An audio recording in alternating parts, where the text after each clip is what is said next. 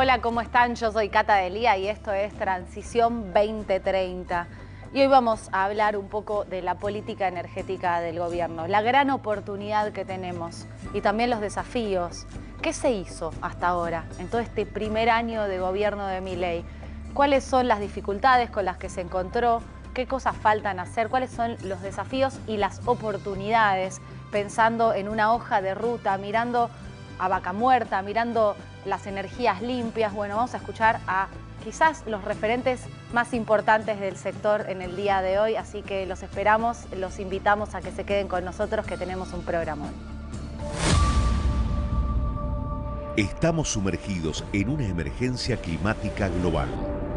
Los efectos del cambio climático son innegables. Seguimos acá en la Cumbre Climática Mundial en Dubái. El cambio climático ya está en la actualidad y lo vemos con las 9 olas de calor que tuvimos en el último verano. En el futuro va a ser aún peor si hoy en día no se toman esas decisiones correctas. Have language on fossil fuel in our final agreement for the first time ever. Nuclear energy is low level radioactivity. It's not dangerous. Nuestro país cuenta con un gran potencial para la transición energética. Tenemos una de las reservas más importantes de litio del mundo, grandes extensiones para energía eólica y solar, caudalosos ríos y lagos para la actividad hidroeléctrica y un reservorio de gas para abastecerse y exportar. Vaca muerta. Vaca muerta. Vaca muerta. Vaca muerta. Vaca muerta. El desafío está a la vista y la necesidad es urgente. El futuro es nuestro y debe ser sustentable.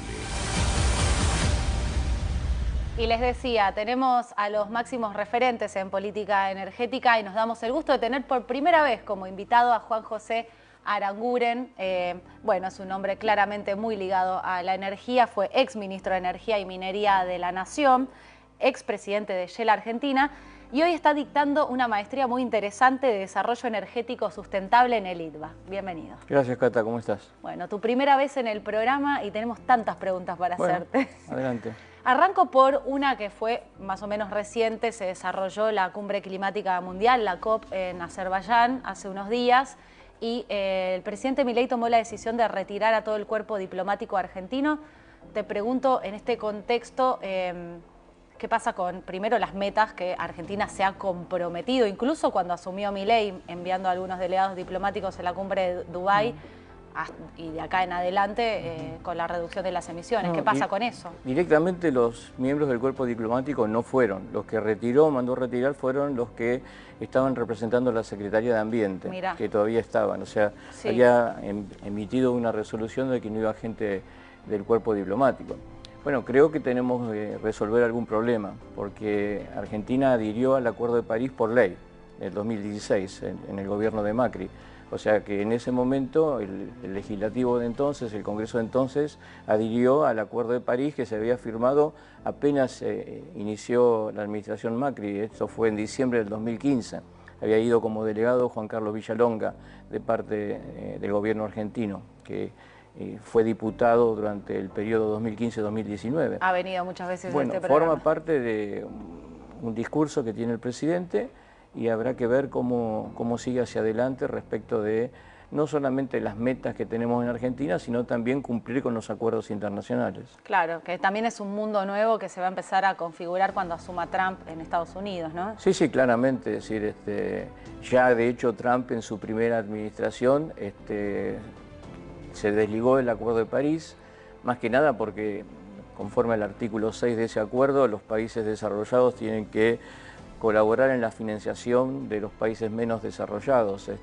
Creo que esto se enmarca en una disputa geopolítica entre dos potencias, China y Estados Unidos, no solamente en el marco de la transición energética, en el marco de la política comercial. Estados Unidos tiene previsto, lo dijo el presidente o el electo presidente Trump, que va a imponer una política arancelaria importante, del orden del 60% para todo lo que tenga origen en China. Por lo tanto, y China, que también tiene su propio interés, hoy es tal vez el actor más relevante en la cadena de suministros de productos para la transición energética, tanto minerales críticos como baterías, como celdas fotovoltaicas, etc. O sea que esto se enmarca en una disputa por quién tiene el poder en el mundo, cómo compiten estas dos potencias, y muy probablemente el eslogan de Trump sea Drill Baby Drill, o sea que busque que haya mayor producción de petróleo y gas.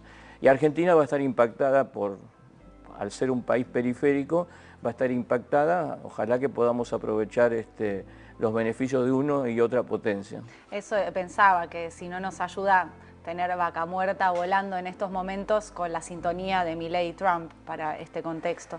Sí, también cuanto más competencia haya, los precios también son más bajos, ¿no? Por lo tanto, tanto en el mercado del petróleo crudo como en el mercado del gas natural, que haya un impulso para mayor producción, también significa que tenemos que ser mucho más competitivos en costos para poder absorber nuestras otras ineficiencias que podemos tener. Pero creo que nosotros ya hemos superado, al menos en lo que es petróleo en Vaca Muerta, que es un commodity realmente, esa curva de aprendizaje, y hoy estamos camino a que realmente sea una fuente de ingreso de divisas al país.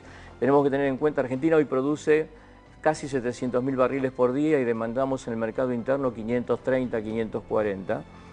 Y cada 100.000 barriles por día que podemos exportar a un precio de 70 es un saldo en la balanza comercial de 2.500 millones de dólares. O sea, una vez que esté terminado el VEMOS, el Vaca Muerta Sur, el oleoducto Vaca Muerta Sur, vamos a tener producciones de exportación del orden de los 500.000 barriles por día, y eso significa 12.500 millones de dólares de superávit fiscal o superávit comercial en lo que tiene que ver con el balance energético. Está la gran oportunidad a la vista, no solamente con Vaca Muerta, entiendo también con otros sectores de la energía y de la minería. ¿Qué ves vos, digamos, de dónde estamos parados hoy? Si tenés que decir, bueno, en estos meses de este primer año y mirando lo que se viene y el mundo que se viene, ¿tenemos una gran oportunidad? Primero tenemos que aprender de los errores que hemos cometido, ¿no? Nosotros fuimos pioneros, hablando de transición energética o energías no tradicionales, más allá del oil and gas, fuimos pioneros en establecer leyes de promoción para el hidrógeno o para las energías renovables no convencionales, el orden del 2006. La de energías renovables no convencionales, llegado al vencimiento de la misma en el 2015, la 26190, tuvimos que volver a dictar otra ley o a sancionar otra ley, la 27191, porque habíamos llegado al fin de la vigencia de esa primera ley sin haber hecho absolutamente nada. Después, la 27191 fue rápidamente reglamentada por nuestro gobierno y hoy podemos decir que se han invertido en el orden de los 11.000 millones de dólares en energías renovables.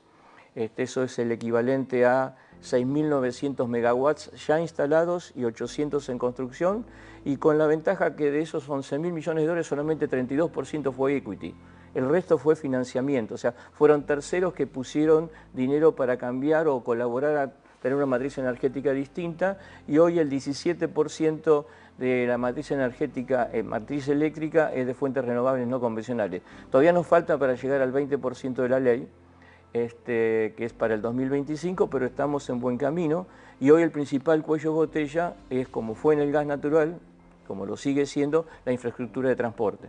Hoy no podemos estar incluyendo más capacidad de generación, más allá de aprovechar ciertos nodos que tienen holgura, porque no tenemos capacidad de transporte. Y eso depende de las inversiones que vengan. Y eso depende de, sí, y las inversiones que vengan dependen de tener una Argentina normal. El RIGI lo que trata de hacer es generar las condiciones como si fuéramos normales y que no tuviéramos que estar preocupados por ingresar las divisas en el Banco Central, que tengamos menores impuestos a la importación. Pero déjame poner otro ejemplo adicional de nuestra incongruencia. Fuimos pioneros con una ley de promoción del hidrógeno, 2006. Sí. Venció en el 2021, 15 años tenía esa ley, no fue reglamentada, o sea, el Ejecutivo fue sancionada esa ley en el 2006, primero en la administración del presidente Kirchner. Fue sucedido 2 veces por administraciones afines de la señora Kirchner. Bueno, no fue reglamentada. ¿Y que es por una qué tarea... pasó eso? Bueno, ¿Por negligencia? Invitar o... a la presidenta no creo que venga, pero... y preguntar por qué no se hizo. Y hoy por hoy se está intentando sancionar una nueva ley para evitar que estemos perdiendo el tren, o sea, que no podamos subirnos al tren como está pasando con el LNG, donde estamos llegando muy al final del momento en que la euforia por el LNG continúa en el mundo. Ojalá que lo alcancemos, pero estamos ahí, estamos en el límite. O sea, que vos dirías que eso es un desafío ahora, también establecer el marco jurídico. Sí, yo diría, usamos la palabra seguridad jurídica, marco jurídico. En realidad lo que buscamos es blindar al que va a invertir de lo que es la Argentina de siempre. Volátil, que no tenemos políticas de Estado. Tal vez la única que hoy podemos llamar política de Estado ha sido lo que ha permitido, pero por necesidad, no por virtud, es Vaca Muerta. Por urgencia casi, ¿no? Porque nos llegamos lo digo a quedar con dos sin... números. El 50% de la producción, de la demanda que tenemos de crudo en Argentina viene de Vaca Muerta. Y el 60% de la de gas viene de Vaca Muerta. Si no hubiésemos desarrollado Vaca Muerta, no tenemos capacidad para importar todo lo que estamos demandando en el mercado interno. O sea, insisto, empezó en el 2010, 2012,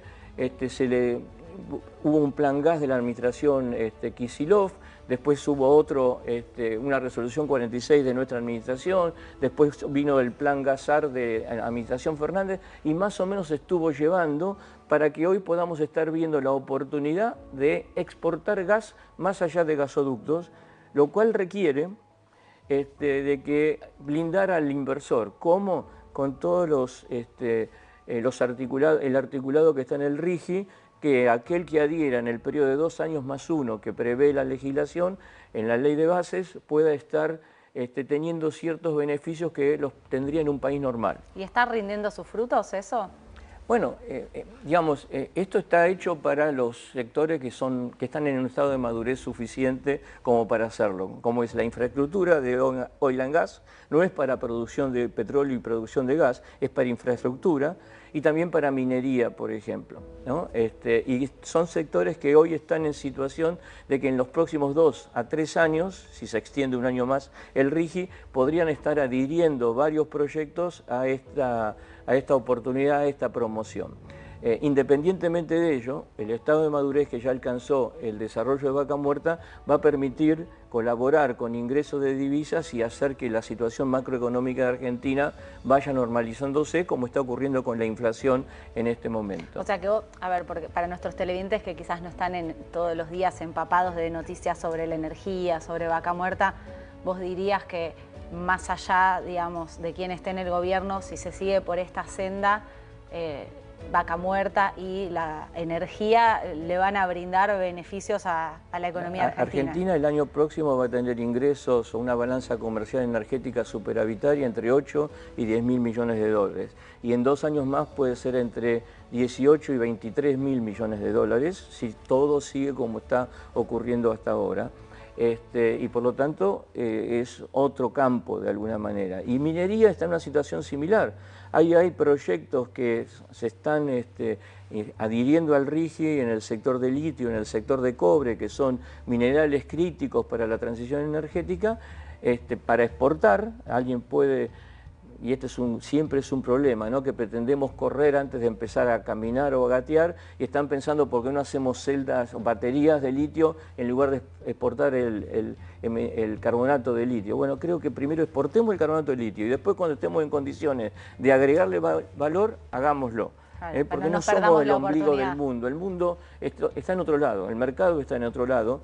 Y todo es atravesado por intereses. Es un poco lo que nosotros en la maestría en el IRBA de Desarrollo Energético Sustentable, más allá de si nuestro gobierno le va o no poner la misma impronta que le ha puesto otras administraciones a la transición energética, a los profesionales que están haciendo el posgrado, tratamos de que piensen que tengan un pensamiento crítico, no casarse con una forma de energía o con otra. Argentina ha sido bendecido por Dios o Madre Naturaleza, tiene recursos naturales de toda índole, convencionales, no convencionales, fósiles o renovables, en cantidad y en calidad, como para que hoy no tengamos 55% de pobreza. Y esto es absurdo. Y si no lo hacemos ahora, dentro de 10, 15, 20 años, el petróleo y el gas natural probablemente van a ser demandados menos, no vamos a poder exportarlo, y si los exportamos va a ser a menor precio. Por lo tanto, cuanto más rápido lo hagamos, va a ser mejor para poder reducir los índices de pobreza que tiene nuestro país.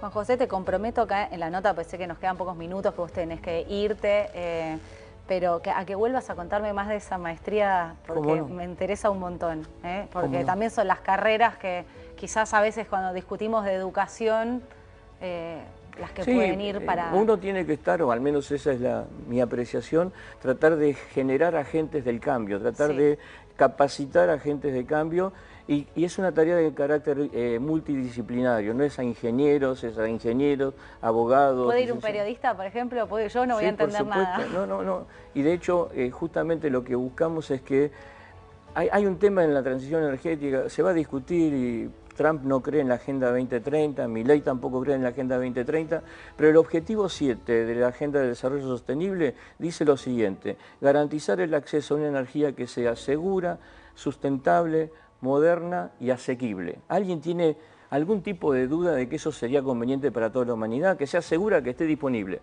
que sea asequible, que la podemos pagar, que sea sustentable, que no impacte al ambiente y moderna, que no impacte a la salud. No, y tenemos que hacer las 4 cosas al mismo tiempo, y eso da lugar a producir petróleo y gas, da lugar a producir energías renovables, producir hidrógeno, producir baterías y aprovechar los recursos que nos dio la naturaleza. Súper interesante, ya estás recomprometido. Última pregunta y te libero, pero te quiero preguntar por las tarifas. Si crees que ya están en un nivel donde se deben quedar o todavía están muy bajas. La respuesta es no, pero el principal escollo para tener una normalización en el tema tarifas es poder tener un tipo de cambio que sea mejor reflejo de lo que puede ser el manejo de la energía. La energía en el mundo se comercializa en dólares, pero nosotros la pagamos en pesos. O sea, si podemos tener una moneda que no pierda su valor, que no se devalúe, y por lo tanto cada dólar represente más pesos a lo largo del tiempo, y eso termina estallando o alimentando a la inflación, nosotros vamos a tener una situación en donde no estemos siempre corriendo de atrás. Todavía estamos en una situación, depende del mes del año, pero en promedio entre el 70 y el 80% del costo, de recuperar el costo económico de generar electricidad o producir gas natural. El esfuerzo es menor de lo que teníamos hace 11, 12 meses atrás. El gobierno hoy está mirando las tarifas también con un ojo puesto en la inflación, con lo cual a veces es principista y a veces es pragmático. Bueno, creo que de ese equilibrio tiene que salir una situación, y de hecho no es bueno que, por ejemplo, se esté postergando la revisión tarifaria integral, porque la revisión tarifaria integral va a dar un objetivo, tanto en cantidad como en calidad de energía suministrada. Cuando haya cortes, no vamos a poder echarle la culpa a la empresa si no se le dio tarifa para que pueda estar invirtiendo para mejorar la calidad del servicio. Claro. Bueno, Juan José, muchísimas gracias por venir a Transición 2030. Te esperamos de nuevo. Un gusto, aquí. Cata. Bueno, yo les dije, estamos con los capos de la energía, los que saben y nos van a seguir ayudando a entender un poco más dónde estamos parados. En este caso nos damos el gusto también de tener por primera vez de invitado a Emilio Apud, que fue ex secretario de Energía, ex director de YPF y miembro de la Fundación Pensar. En estas últimas semanas estuvo en todos los portales por distintas cosas que ya vamos a conversar con él. Muchas gracias por venir, Emilio, es un gusto tenerte acá. Un gusto estar acá, Cata. ¿Puedo arrancar con una pregunta que le hice también a Aranguren? Porque no sé si tendrán los dos la misma mirada. El presidente Milei en la última cumbre climática mundial en Azerbaiyán retiró al personal diplomático que estaba allí representando a la Argentina. ¿Cuál es tu mirada sobre eso y cuál es tu mirada sobre las metas que se comprometió la Argentina a cumplir en cuanto a reducción de emisiones, el Acuerdo de París? Y yo creo que han habido varias COP, ¿no? Esta COP29 empezó ya en los años 90, con la preocupación de la influencia antropogénica, digamos, en el calentamiento global, y atribuyéndole al anhídrido carbónico, al CO2, una de las principales causas, ¿no? Y eso hizo que, bueno, se empezaran todo este tipo de reuniones que creo que son positivas, pero nuestro país yo creo que quiso dar un paso siempre más adelante sin medir las consecuencias, ¿no? Todo tiene un costo. Para que tengas una idea, si se quisiera cumplir con los compromisos para el 30, ¿no? Ya hoy se está invirtiendo casi la mitad de lo que habría que invertir a nivel mundial para lograr ese objetivo. Entonces me parece bien que este gobierno reformule lo que quiere. Yo no digo que rechace, no podemos estar a espaldas del mundo sobre algo que la sociedad mundial, la mayoría, considera que es un hecho, ¿no? Que la transición va a ocurrir debido al calentamiento mayoritariamente producido por el ser humano, ¿no? Entonces, no sé cuáles son los motivos que retiró a la gente, pienso porque no tenían pautas o lineamientos ya establecidos, pero creo que no es bueno que Argentina no esté en esos foros, ¿no? Pero tiene que tener una posición, yo diría, pragmática, es decir, que se comprometa a hacer cosas que puede realizar, ¿sí? O que las puede realizar de acuerdo con la situación que tiene el país. Nosotros somos un país gasífero ahora, un país con petróleo, ¿sí? Un país con energías renovables también, pero un país sin plata, ¿no? Entonces tenemos que ser realistas en ese sentido. Y la transición energética del mundo y en Argentina es una oportunidad para la Argentina en este Pero sentido. absolutamente, porque ya está demostrado que el combustible de la transición hacia cero emisión, digamos, hasta el net zero, algunos dicen 30, 40 años, etcétera, es el gas natural. Porque en estos momentos, de los 240.000 terawatt horas que se producen de energía eléctrica, el 40% se hace con carbón. Entonces ahí hay miles de millones de metros cúbicos de gas que pueden reemplazar ese carbón. ¿Y por qué reemplazarlo? Porque una caldera que quema carbón para producir vapor, ¿no? Y generar energía eléctrica, emite 3 veces más que un ciclo combinado de última generación quemando gas, ¿sí? Entonces ya el hecho de que nosotros exportemos, pueden decir, bueno, están contaminando. No, estamos evitando que en el mundo sea 3 veces mayor la emisión por generación eléctrica. Es un concepto que creo que es importante para, de alguna manera, salir, digamos, a aclarar esos conceptos de que hay mucha gente que dice, no, basta de gas, los verdes sobre todo que dicen, no, nada de hidrocarburos. Si somos un país que no tiene inversiones, no tiene capital, está atrasadísimo en infraestructura, etcétera, no nos podemos dar esos lujos. Lo puede hacer Alemania, a lo mejor, que ha metido la pata bastante, ¿no? Pero tiene espaldas para meter la pata, como prohibir la energía nuclear, ¿no? Cuando ahora, porque no tiene energía nuclear y los rusos no le dan gas, están quemando carbón, ¿no? Claro. Así que yo creo que hay que reformularse el tema de la inserción de Argentina en el contexto de todas estas acuerdos internacionales para el calentamiento global. Tengo muchas preguntas, pero quiero arrancar quizás por las de coyuntura, porque bueno, salió tu nombre cuando se empezó a barajar quién iba a ir a la Secretaría de Energía en lugar de Rodríguez Chirilo. Y bueno, finalmente es María Tetamanti y salió tu nombre también impulsándola, recomendándola. Yo te quería preguntar cómo es esa coordinación desde lo que fueron los equipos del PRO y son del macrismo con el gobierno de Milei en el área energética. ¿Cómo están trabajando? Te explico la génesis Sí. de esto.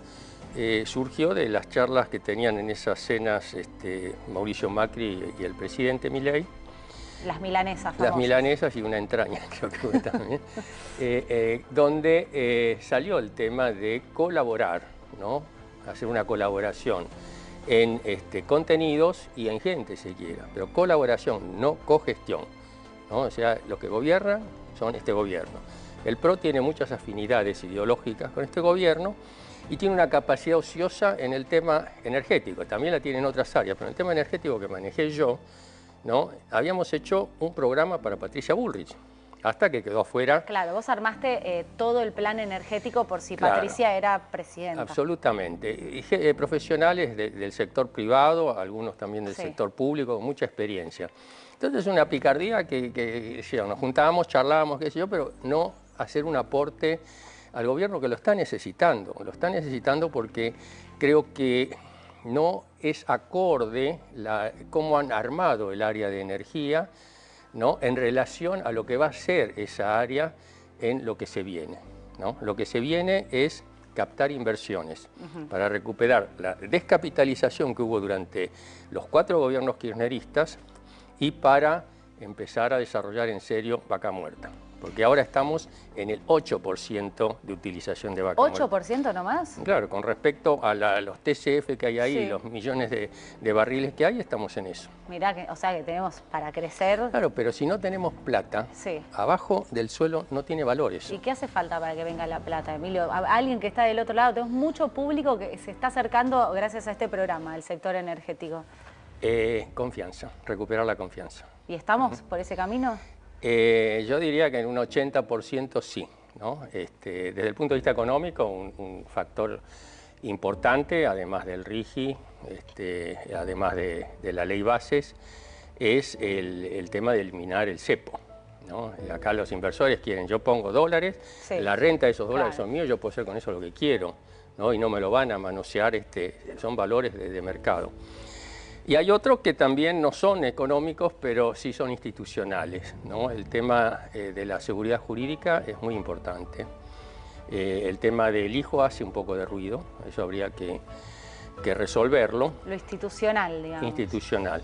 Y después, fíjate que una de las cosas que me preguntan clientes o gente que quiere invertir acá en el, sí, país, es quién va a venir en el 27.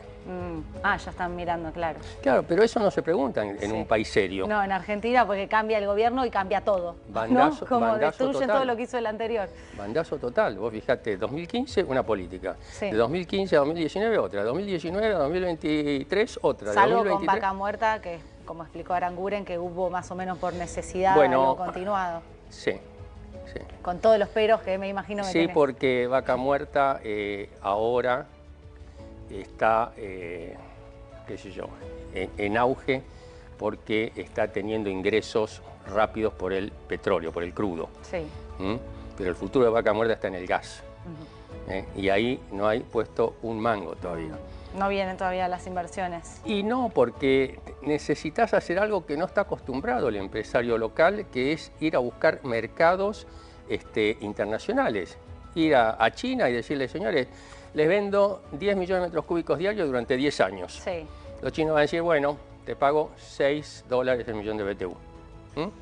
Entonces hay que ir para atrás, ¿no? Cuánto sale el transporte, cuánto sale la licuefacción, cuánto sale el gas y a cuánto puedo producir. Bueno, hoy Vaca Muerta está en condiciones de ser competitiva para un valor de $6, por ejemplo. Pero hace falta desarrollar toda la estrategia de comercialización. Acá nuestros petroleros, nuestros empresarios petroleros, cazaron en el zoológico, como digo, durante 20 años. Porque si bien no tenían ganancias, no hacían inversiones, pero era un mercado cautivo, un Estado que lo protegía, entre comillas, porque lo pagamos todos, ¿no? Con el barril criollo cuando era caro, barril criollo cuando era barato, con intervención en los precios, en las tarifas, etc. Bueno, todo eso espanta inversiones. Entonces, lo que hay que hacer ahora es tratar de ser creíbles, ¿no? Sí. Pienso que la Cancillería tiene un rol muy importante que hacer, ¿no? Esperemos que se ilumine Werten. Yo tenía confianza en Diana Mondino, pero bueno, se tuvo que ir.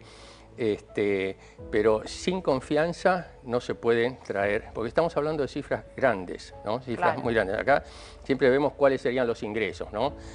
Pueden ser, qué sé yo, el año que viene 9.000 millones de dólares por el saldo de la balanza comercial de hidrocarburos, pueden ser 20, pero para producir eso necesitas mucho dinero, ¿no? Y concentrado, y eso es lo que yo lo asocio directamente a la confianza, ¿no? Y dentro de las cosas, digamos, institucionales del sector, ¿no? Y de la parte económica, es fundamental lograr el equilibrio, lograr la estabilidad en la macro, ¿no? Si no, no.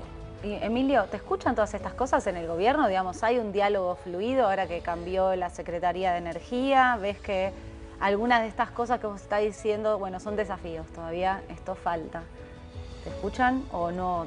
Más o menos, el diálogo es más o menos. Yo te diría que todavía más o menos. Okay. Todavía no se hizo el acuerdo.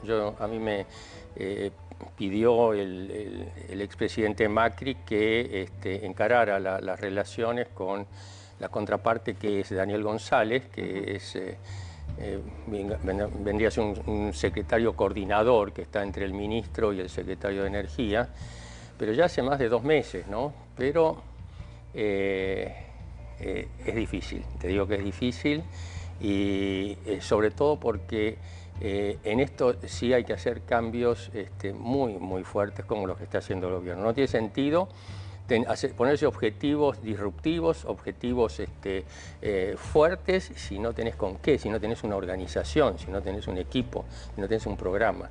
Entonces lo que estamos tratando ahora, espero que lleguemos a un acuerdo, es un programa consensuado. ¿Qué hay que hacer? Bueno, ahora lo del verano ya está jugado. En los próximos 6 meses, en el próximo año y en los próximos 10 o 15 años.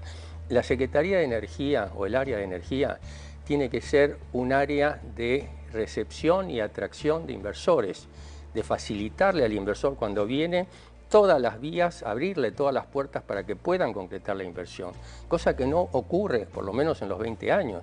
Acá cuando venía alguien te pedían, desde el párroco, el intendente, el gobernador, todos empezaban a poner obstáculos y eso espanta a la gente. Muchos actores de veto. El rol de la Secretaría de Energía, ojalá que lleguemos a un acuerdo, y si no llegamos, que bueno, que ellos solos puedan encararlo. Pero María Tetamanti, ¿te parece un buen cambio de Chirilo a Tetamanti? María Tetamanti era la encargada de la parte de gas y petróleo dentro del grupo nuestro.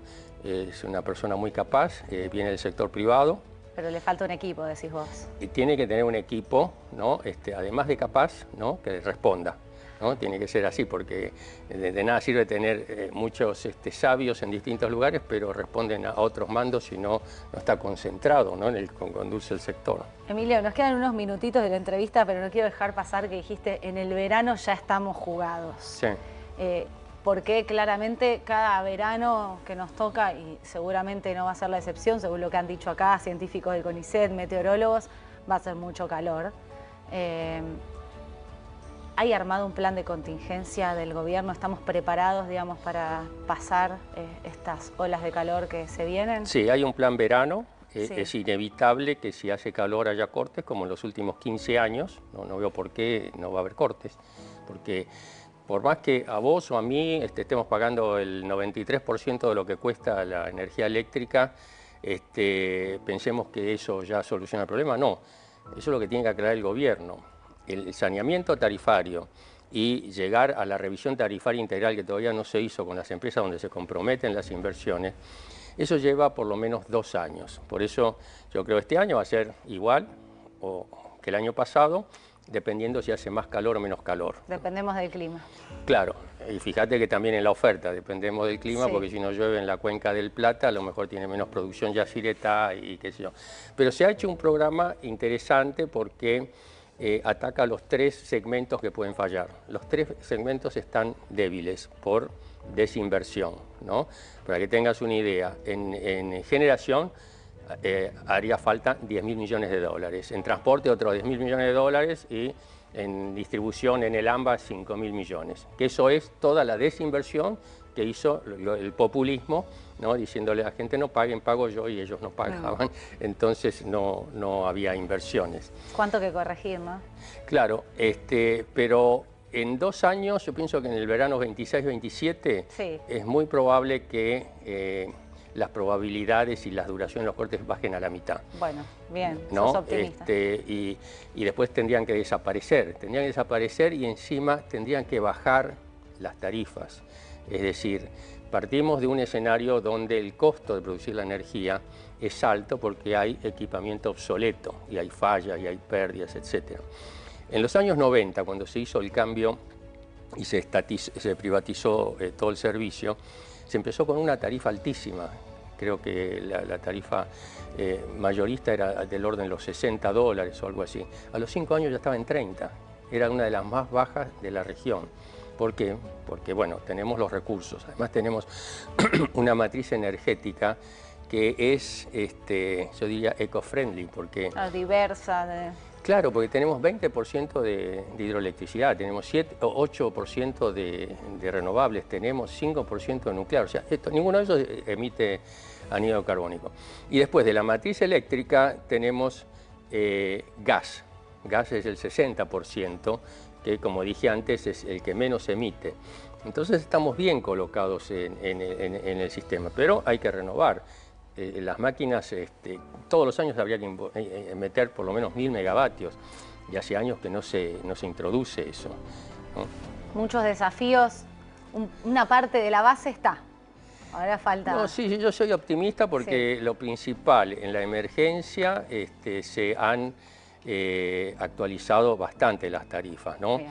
Hoy el N1, que se supone que paga todo, no está pagando todo, ¿no? En gas estamos pagando el 70% y en electricidad el 93%, ¿sí? Pero cada mes se va devaluando si no se aplican actualizaciones. Y como todos sabemos, el que decide esto y con buen criterio mientras siga la emergencia es Economía, que mira si yo aumento ahora la tarifa porque saco subsidio, cuánto se refleja en el IPC. Claro. ¿No? Y el IPC es uno de los sustentos políticos más fuertes que tiene el gobierno, ¿no? Es una promesa de campaña. Emilio, es re interesante escucharte, te vamos a volver a llamar, espero que vuelvas. Cuando quiera va a ser un gusto. Bueno, muchas gracias por venir. Vamos a cambiar de tema, pero no tanto, claramente. El marco es, estamos en un mundo con el cambio climático respirándonos la nuca, para decirlo en criollo. Tenemos que hacer la transición energética y Argentina tiene tantas cosas, tantos avances, y hoy nos vamos a meter en un sector que es muy importante de cara a la descarbonización, a la transición energética, que es la industria siderúrgica. Yo no sé nada de acero, pero voy a aprender de cero porque tenemos a un capo total que nos va a ser nuestro profesor de acero, de industria siderúrgica, que es José Fonruch. También es la primera vez que viene, es un gusto tenerlo. Es el director global senior de sostenibilidad de Ternium. Lidera la estrategia de descarbonización y además es vicepresidente del Departamento de Medio Ambiente de la Unión Industrial Argentina y presidente del Comité de Medio Ambiente de World Steel y al Acero. Es ingeniero ambiental y posee un posgrado en tecnología y gestión ambiental, tiene un montón de títulos, es un capo. Muy largo. Gracias por venir. Gracias, no, está bien, Cata, pero hay que leer los pergaminos, ¿no? Estudiaste mucho. Gracias por la invitación. No, gracias a vos. Primera vez también en Transición 2030. Así es, te sigo mucho, así que... Nos mirás, qué alegría. Exacto. Bueno, José, te puedo hacer una pregunta bien básica, pero no está de más. Por supuesto. ¿Qué es el acero? Bien, el acero es un material que yo diría, ya como trabajo en el sector virtuoso de lo ambiental, se produce a partir del mineral de hierro, que es un material que está en abundancia en la corteza terrestre, está combinado con oxígeno, o sea, está en un estado de oxidación, y lo que hacemos para producir acero es justamente sacarle el oxígeno a partir de un agente reductor que en el 70% de los casos en el mundo ocurre a partir del carbono que viene del carbón. El otro 30% viene del gas natural. Es ahí, en ambos casos, donde se produce este CO2, vinculando tu pregunta con el eje, digamos, de este programa, ¿no? Digo virtuoso porque es un material que en sus procesos de reciclado, que son infinitos, no hay una pérdida de sus propiedades físico-químicas. También es virtuoso porque es magnético, es decir, se puede separar muy fácil de la corriente de residuos cuando terminamos la vida útil, desde una botella hecha en acero, un auto, un lavarropas, lo que fuera hecho en acero, después se puede recuperar. De hecho es una materia prima que sustituye el mineral de hierro.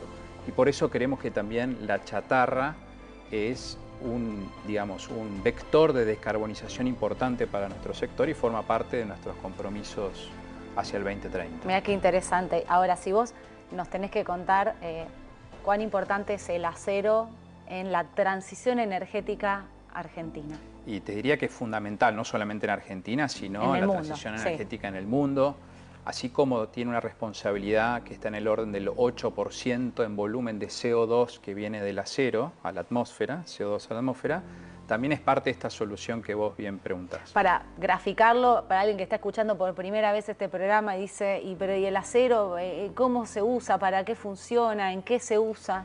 El acero está en todos lados, En estamos todo. sentados en silla de acero, vinimos seguramente o en colectivo, o en auto, o en bicicleta hecha en acero, anoche consumimos una lata de arvejas o de tomate hecha en acero, la movilidad de, digamos, de las personas, de las cosas en los buques, en los camiones, o sea, está inmerso en todo tipo de actividad humana. Y el acero forma parte de esta solución de transición energética. En estos molinos que estamos viendo a nuestras espaldas... Son de acero. En su mayoría son de acero. Sí. Hay 400 toneladas de acero en cada uno de esos molinos. 400 toneladas Sí. en cada molino. Exacto. Es un montón. No solamente en lo que ves, sino en lo que está enterrado. Ah, porque Acordate que- abajo el molino Exacto. tiene... Todas las fundaciones Sí. del hormigón armado, se dice armado porque está con barras de refuerzo, digamos, de acero, que combinado con el cemento otorgan estabilidad a todo el edificio, en este caso a la turbina. Este edificio está lleno de acero escondido abajo del cemento. También en solar, ni hablar, en lo que es un dique, o sea, medidas, digamos, de producción de energía limpia, como las que contaba nuestro invitado anterior. Un dique o una hidroeléctrica está formada básicamente por cemento y acero. Es decir, no se puede pensar una transición energética en contexto de cambio climático sin acero. Exactamente. Para transportar el gas natural, para hacer hidrógeno verde, fundamental tener acero. Y ahora te pregunto del otro costado, de cuál es el lugar del acero en las emisiones, por ejemplo, ¿no? Estamos hablando de también Claro. reducir las emisiones. Sí, el acero, como decía, a nivel global Sí. se producen más o menos 1.900 millones de toneladas año. Eso impacta en la atmósfera en un 9% respecto de otras emisiones o la totalidad de las emisiones, responsabilidad del hombre. Hay una expectativa de reducir la huella de carbono, que está en un orden de 1,9 toneladas de CO2 por cada tonelada de acero, y distintas organizaciones como la Ternium u otras empresas comprometidas tenemos nuestras hojas de ruta o nuestros roadmaps al 2030. Ah, que ¿tienen metas, por ejemplo, en Ternium Exacto. del 2030? Exactamente. ¿Cómo son, digamos? Acabamos de publicar Sí. una actualización de nuestro objetivo de descarbonizar al 2030 en este último reporte de sustentabilidad, que aprovecho a invitarlos a leerlo. ¿Dónde Ahí- se puede leer eso? En la página web Ternium. ternium.com. Ok. Sí, está muy a la mano. Y Porque, eso no, sí, pero quiero saber cómo lo diseñan, quiénes lo arman. bueno, es una versión actualizada de lo que Sí. ya habíamos publicado en el 2021. Repaso la historia. En el 2021 consideramos el alcance 1 y 2. El alcance 1, las emisiones que ocurren dentro de nuestros sites, y el alcance 2, la emisión de un tercero, en este caso la matriz eléctrica, que nos provee de electricidad a nuestras instalaciones. Esos dos alcances tenían una meta al 2030 de un 20% de reducción respecto del 18. ¿Sí? Una referencia de un año base al 2030, 2018-2030, 20%. El último mes actualizamos ese alcance, lo ampliamos un poco más metiendo el alcance 3. Tiene que ver con otras emisiones indirectas que no dependen de nosotros, sino los proveedores de materias primas, incluyendo aceros que no son nuestros y nosotros terminamos de laminarlo. Porque el acero nace siendo lo que llamamos un planchón, un desbaste, que es un bloque de solo 6 metros de largo por 2 de ancho por 30 centímetros de espesor. Y nosotros lo empezamos a laminar a través de presión y temperatura y tracción para terminar de hacer aceros planos como los que ves en los techos de una casa. Vuelvo a la novedad. Ahora con el alcance 3, esa expectativa al mismo año de referencia se diluyó de alguna manera un 15%, pero traccionamos a nuestra cadena de valor a cumplir con este objetivo. Y esto lo arma un equipo, perdón, que estudia el cambio climático. ¿Cómo es, digamos? Sí. ¿Qué miran para armar estas metas? Bueno, Ternium tiene una estructura de ingeniería, de Sí. eficiencia energética, de planificación, que en función de las posibilidades, de considerar los contextos, las calidades de materias primas, los precios, la competitividad de cada una de las iniciativas, conformamos en las operaciones que tenemos en la Argentina, en Brasil, en Bolivia, en Ecuador y México, Sí. consolidamos una mirada común y terminamos describiendo este dato, este porcentaje del 15% al 2030. Hace un rato por otros motivos, pero no tan lejanos, Aranguren y Apud mencionaban a China, ¿no? Como uno de los grandes players junto con Estados Unidos en el mundo. ¿Qué lugar tiene en la industria siderúrgica China? China representa más del 50% del volumen total de acero producido en el mundo. ¿Cuánto? Más del 50%. Más del 50%, o sea, es el jugador es el gran player, acero. sí. Y además ha basado en carbón totalmente. En la ruta alto horno, de este 70 a nivel mundial, China produce lo suyo hasta en un 90%. O sea, no en tienen esa huella. metas como de No que se les conozcan, el daño de hecho, ambiental. tienen una restricción de reportar sus emisiones.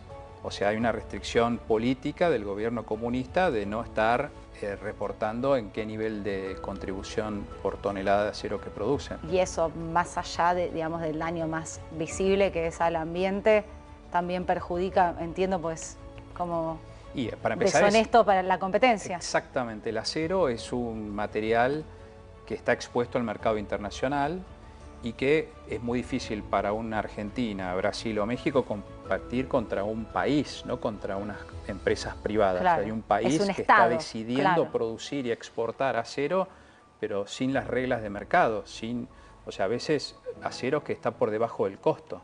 Y ahí es donde vienen las dificultades para decarbonizar. No podemos hacer un esfuerzo demasiado intenso para decarbonizar, porque aclaro, obviamente es muy caro descarbonizar. Es más caro descarbonizar. Totalmente. Si no, la verdad lo hubiéramos hecho todos mucho antes, sí, si fuese una estrategia, digamos, de economía, ¿no? Se hace por la conciencia del cambio climático, las reglas a las que adhiere el país. Se hace principalmente porque el consumidor está dispuesto a pagar un bien un poco más limpio por un poco más de dólares por kilo, básicamente. Y ahora, entonces, ¿China cómo impacta y China es una preocupación, a Ternium, por ejemplo?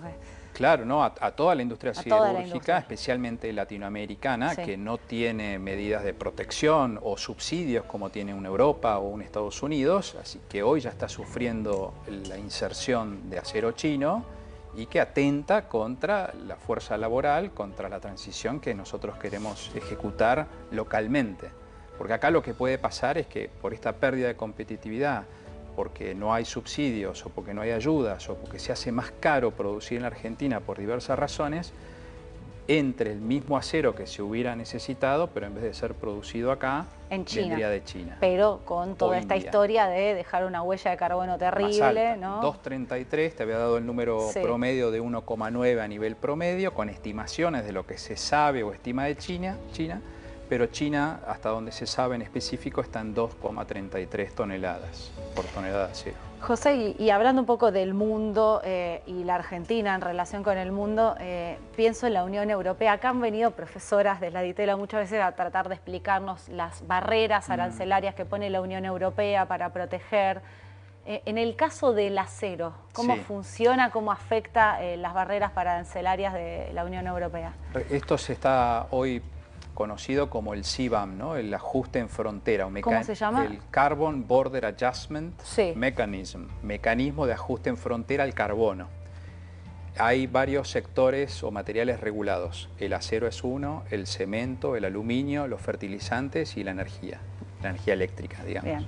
Entonces, a partir del 2026, por ley que aprobó el Parlamento Europeo, la Comunidad Económica Europea va a empezar a comparar la huella de CO2 por cada uno de estos materiales que te acabo de mencionar respecto de una referencia local y además respecto del precio que ese productor local pagó para emitir. O sea, mira lo que se hace en Europa, cómo se produce en Europa y ahí ve qué pasa con el que quiere entrar a Europa. Yo en el 2026 quiero exportar de la Argentina una tonelada de CO2, yo le tengo que informar desde ahora, porque esto ya arrancó, hay una obligación de reportar, pero en el 2026 se pone dura la cosa y te empiezan a cobrar por la diferencia entre la huella de ambos lugares y lo que han pagado los dos orígenes de ese mismo material. ¿Y cómo se mide esa huella de carbono, por ejemplo? ¿Cómo van a hacer ustedes? Bueno, nosotros lo venimos, como todas empresas internacionales, adoptando un inventario certificado por tercera parte. Hay unos estándares, hay certificadoras de accounting, claro, de contabilidad dedicada al asunto de CO2.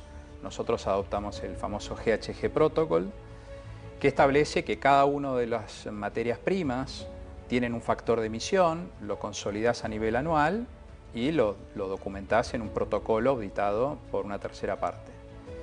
Y esto es, el CBAM, que te comentaba antes, tiene su particularidad, ¿no? CBAM es la barrera arancelaria, claro, el sistema. La normativa europea que empieza a partir del 2026. No es estrictamente GHG, hay que hacer unos recálculos, hay que sacarle cierta... GHG, perdón. GHG Protocol es el Global Greenhouse Gas Protocol, es esta referencia, digamos, de contabilidad internacionalmente reconocida. ¿Y eso cómo va a afectar, digamos, cómo lo miran ustedes? Que bueno, falta un año. Hay un impacto directo 2025, que es, casi un año. Total. Hay un impacto directo, el obvio, es decir, comparo las dos huellas por cada artículo, digamos, no es por un valor genérico del acero, es por cada partida arancelaria que se compara, ¿no? Pero vamos a tener que ver si vamos a ser competitivos a ese momento y nos vamos a quedar afuera. Hoy por hoy la exposición de Ternium o el interés de entrar en el mercado europeo, por suerte es bajo, pero hay otras más preocupaciones de otros compañeros, digamos, siderúrgicos. Claro. Del sector, digamos. Del sector latinoamericano en vistas de Europa. Y yo creo que también hay un impacto indirecto, que es que otros aceros, por ejemplo chino o indio, que también van a sufrir este problema de competitividad, van a querer penetrar todavía más. Los chinos en Europa no van a entrar, por lo menos si sigue así todo, ¿no? Exactamente, entonces más preocupación del acero que hoy ya es una preocupación chino ingresando en nuestros mercados. Y hay otra tercera consecuencia indirecta, que es que exista todavía más presión recaudatoria de los países de origen. A ver, ¿cómo Porque como te contaba que van a comparar, si vos pagaste en origen, te lo van a descontar en destino, adivina que van a querer hacer ciertos organismos, es decir, si vas a pagar en euros, deja que te cobro en pesos. Entonces van a dispararse iniciativas de recaudación por las pocas toneladas que eventualmente se quieran exportar a Europa y que no se lleven las divisas. Entonces, la viralización de la precificación de las emisiones la estamos viendo en muchas de las economías en Latinoamérica. Y vos decías, Ternium en un primer lugar, como está bien, está trabajando con esto hace un montón de tiempo y no mira solamente el mercado europeo, pero hay otros compañeros que sí. ¿Qué mercados mira Ternium? Nosotros estamos dedicados al mercado latinoamericano. Nuestras actividades son latinoamericanas. ¿En qué países? Operamos en México, en Brasil, en Argentina principalmente, un poco en Colombia, pero sí desde México le vendemos muchísimo acero al mercado americano o Estados Unidos, ¿no? Para ponerle nombre más apropiado. Tenemos ahí un tratado regional con Canadá, México y Estados Unidos, de que a partir del 2026, volviendo a tocar ese año clave, hay una obligación legal de que cualquier auto que se quiera comercializar en esa región tiene que haber sido su acero producido en la misma región. Mira, o sea, no puedes importar el acero para... No si va a ser un auto a ser vendido en ese mercado. Mira, por eso interesante. Estamos construyendo en este momento una acería nueva en México para satisfacer ese requisito. Para hacer autos. Para hacer autos, antes no lo estaban haciendo. A bajo carbono. No, ya lo hacemos. Vamos a ampliar la capacidad que tenemos. Vamos a sustituir acero que hoy estamos comprando, mismo también de Brasil y de otros, para producirlo en esta región a una intensidad de carbono por tonelada de acero mucho más baja, porque lo vamos a hacer a partir de gas natural para reducir el mineral de hierro, y además tenemos una tecnología para secuestrar el CO2. Esta no te la conté, pero ¿cómo es muy eso? divertida. Sí. Tenemos una tecnología que ya operamos hace muchos años en las plantas mexicanas, que en este proceso de reducción del mineral de hierro tenemos la capacidad de seleccionar y sacar de la corriente gaseosa el CO2 y venderlo como subproducto a bebidas gaseosas, como diría mi hija. ¿Y cómo lo separas para vender una gaseosa? Hay unas aminas, es un sustrato. No me puedo imaginar donde el proceso. Gas pasa, eso es fantástico. El gas rico en CO2 pasa por estas columnas llenas de un sustrato llamado aminas. Cuando se saturan esas aminas de ese CO2 que se quedó pegado, ese reactor sale de servicio y se desorbe ese CO2 y se vende a los clientes, que sustituyen un CO2 que pudo haber venido de combustibles fósiles. Mira qué interesante. Con lo cual es una economía circular fantástica. O sea que las gaseosas que nosotros tomamos Si vas a Monterrey, Sí, posiblemente en la Monterrey, Coca-Cola, ok. perdón, No las pasa nada. gaseosas y las cervezas pueden tener nuestro CO2. Mirá, qué interesante. Grado alimenticio, toda la seguridad que corresponde. Nunca me hubiera imaginado. Dato. Bueno, nos sumergimos en un mundo que probablemente muchos televidentes estén como yo de mi mano tratando de aprender de vos. Ha sido un gusto. Solo por una cuestión de tiempo tenemos que cerrar acá el programa. Esperemos que vuelvas también. Mucho gusto. No sé si hay alguna forma de ilustrar todo lo que me estás contando sobre el CO2, pero es muy interesante. Lo podemos visualizar la Sí, próxima. la próxima. Te lo tomo la palabra. Muchas gracias, José. A vos, Cata. Y hasta aquí llegamos en el programa de hoy. Ha sido súper interesante, aprendimos un montón. Esperemos que la hayan pasado bien como nosotros y nos reencontramos el próximo sábado.